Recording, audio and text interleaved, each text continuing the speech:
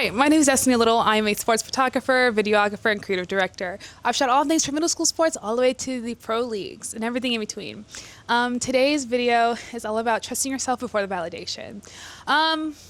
Real shit. I got this idea because of things that happened literally today. So I'm speaking a little bit preemptively, but I think that it came to my heart and it's something that I want to share and hopefully help someone else out. So yeah. I'm going to tell this story literally beginning to end, and it'll make sense at the end type shit. You feel me? You feel me? Cool. So, as y'all know, I started sports photography July 2024. When I first started, I didn't really have an idea of exactly how to use the camera and how to use Lightroom and Premiere Pro and do all the things. But what I did know was that photography made me have a feeling in my heart that I could not stop. And so I led with that often, was that I didn't necessarily know exactly how to make it look, you know, super cinematic, super beautiful, but I knew that it made my my subject feel great, their parents feel great, and it made me feel good. And so I struggled a lot when it came to finding my style, and also trying to make it look like how it made me feel. Those two things I just could not figure out for the life of me. And so as the teacher I am, you have to be the best student in the room. And so I would ask so many questions. So I would ask my friend Kevin Lee, I'm gonna put him right here. Kevin Lee is a photographer who's been in the game for so long. I think he started with weddings and like product and stuff like that. And then he got into the sports world just recently. And so I asked him, I said, hey, Kevin, and I'm gonna scroll as far back as I can to see if I could find our DM. And I remember asking him, like, Kevin, how do you find your style? And I'm pretty sure he told me something along the lines of, it takes time. Okay, my post note's just gone. He said it takes time, and he said that he told me to look for other photographers and stuff that I liked and kind of take things from them, etc. And so what did I do? I took a lot from Kevin. Kevin is someone that I think you can see his inspiration in my own work. Obviously, I have, since then branched off and found my own kind of shtick, but finding inspiration was something that was really big for me. And finding inspiration doesn't always have to just mean how it looks or how they edit and stuff like that. It could also just be how it makes you feel. Something that I really like from J Squared's perspective, and I'm gonna glaze J Squared to the day I die. But something that I like about his work is that it doesn't feel, how do you say? It feels like he's literally shooting his homeboys. If I were to go to my homeboys' little basketball tournament and I'm just taking a photo, I feel like he has this feeling in his Instagram where it just feels like we're all homies. We're all on the same page. We're all just peers hanging out. You know what I'm saying? But then also there's some photographers who when they're photographing, when they're taking photos of these people, it looks like, they are a franchise player, they are the end all be all. And I think that that's also so fucking cool. So whatever. So, I played a lot with my style and just trying to figure out what feels like Destiny. I actually, bro, oh my God.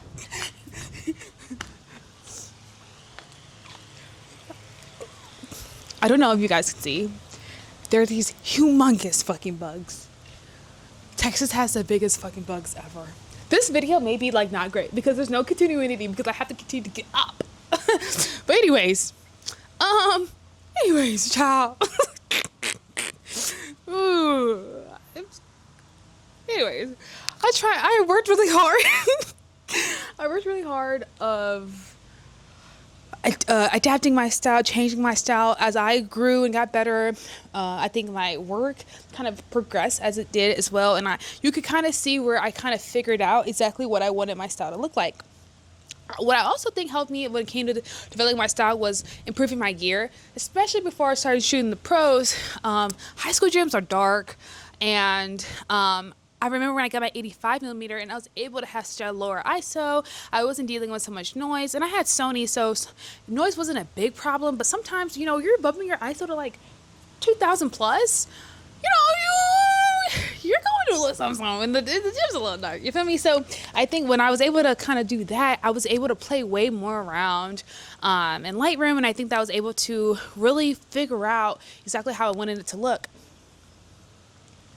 And so once I think I developed my style, I want to say like when I started shooting Hillcrest often.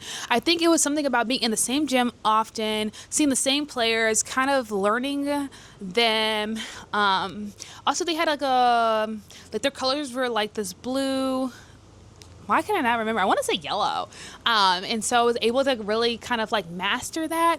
And I think that helped me kind of with like a consistent subject, consistent environment. I was able to kind of play around with it a little bit more. And now when I got my style was not always loved and beloved, especially when I started transitioning into the pro world. Because when you get to the pros, you're not necessarily dealing with, oh my God, who took the best picture? It's really more, who can get the picture out the quickest? Okay. I wasn't going up against literally, but figuratively, AP, Getty, NBA, the team photographers. And something that is so different is that they're not trying to be, creative. They're trying to get, newspaper ready-esque work. So that means like little to no editing, and it's just really clean pictures. And I thought for a long time, like, oh my gosh, is my editing style something that's going to get in the way of me, maybe landing a job at one of those places collabing or working with players. A lot of times also players are also using, players are using those photos that are not edited, that are not, heavily edited, things like that. And so it made me wonder, like, am I in my own way? But I stayed the course, and I didn't let it hold me back. And then also, like I said, it was just like, I don't know, some people didn't like my style. And so it brings me to today where I had a call today, and I'm trying to debate, do I post this? I'm gonna post it now, so I won't say who, but I had a call with a really cool, I won't call them a brand, or I won't call them a company either. I'll just say an extension of something that we all know, okay?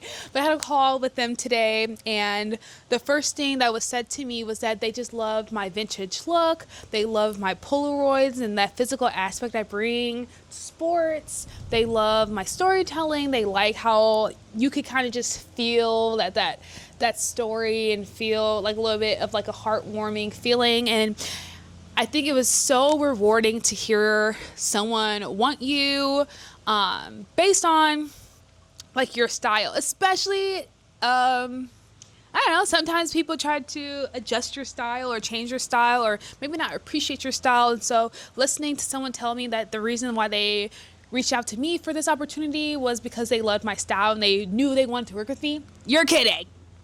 You're joking. They weren't joking.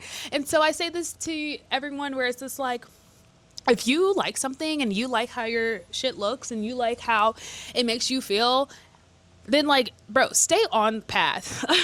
Someone asked me the other day, I think it was Fish. He was asking me basically just like about how I edit and stuff like that. And I think it's so funny because people ask me all the time to like go live and like show me on Lightroom. And that's like the scariest thing because I didn't learn like the real way, right? Quotation mark or bunny ear to edit. I didn't go to school for this. I don't think I really even watched a YouTube video about Lightroom. I literally just got in there and I started just turning or sliding sliders and touching stuff and figuring it out. And I think that's why I get nervous about it. But I will always preach. It doesn't matter. Like if it's not broke, don't fix it. So I may not do things probably the best way, and there's probably so much more for me to learn. And like I said, I'm a great student still in this game. I don't think I'm a master. I don't think I'm the teacher. I think I'm literally just a girl. But yeah, do whatever makes sense. Do whatever makes you get it done. You know what I'm saying? And people are gonna tell you, oh, I think you should do this. I think you should do that. I think you should switch this. I think you should switch that. If you like it and you can stand 10 toes behind what you've done, then so be it. I know for me, like with my work, I look back at it and I'm like, damn, my reds were a little crazy right here. Or, oh my gosh, I probably should have not taken the yellow all the way down.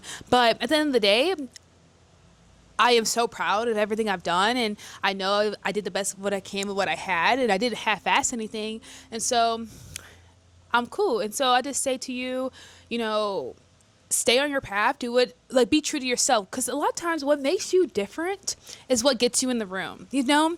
And like that Polaroid thing for me is something that's so big. I think I can say I'm very much at the 1,000 point. I'm sorry, my allergies in Texan and their pollen is crazy. I'm like taking Benadryl and Allegra every day. But, hear me. Polaroids are expensive. Like I said, I have almost, I think I'm at 1,000, if not more. And, excuse me. But that's something that just, hello. That was just something that meant so much to me, and it was a investment that I was willing to make time after time. And here I am with possibly an opportunity of a lifetime, opportunity of a lifetime. And it was from something that I love to do. Like, are you kidding? Cause look, don't get famous over something that you don't like to do. You feel me? Imagine I didn't like Polaroids and I just was taking them because I just had it. And then someone hired me to take Polaroids. Like, oh my God, that'd be so fucking sad. You know? Do what you like to do. So when you do it, is you doing it because you love to do it. You feel me? I don't know. I think I'm rambling now.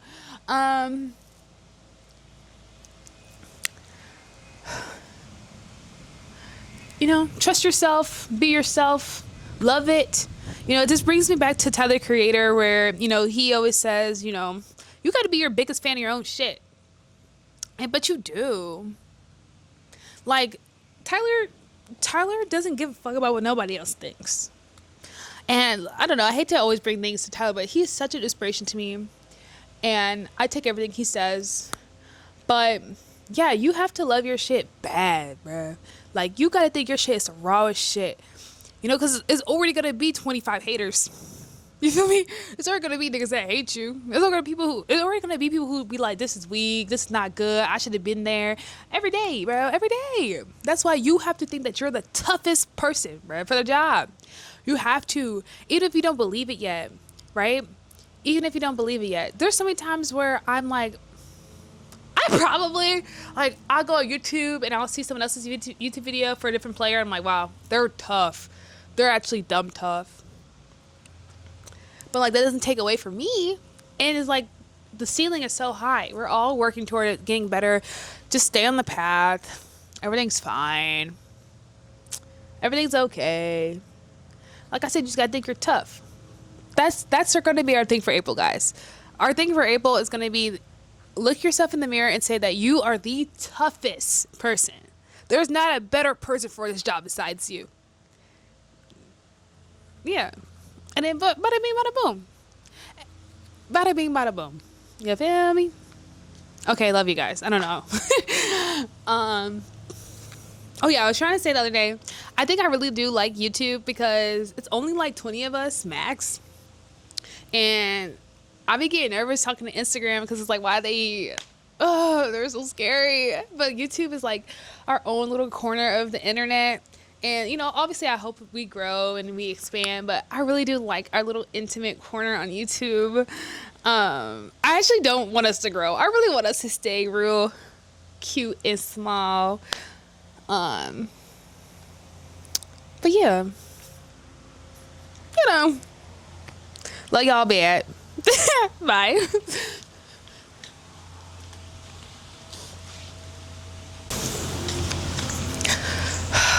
I want to start off by saying this is the second time I recorded this because I accidentally didn't change my aperture, so it was too fucking bright.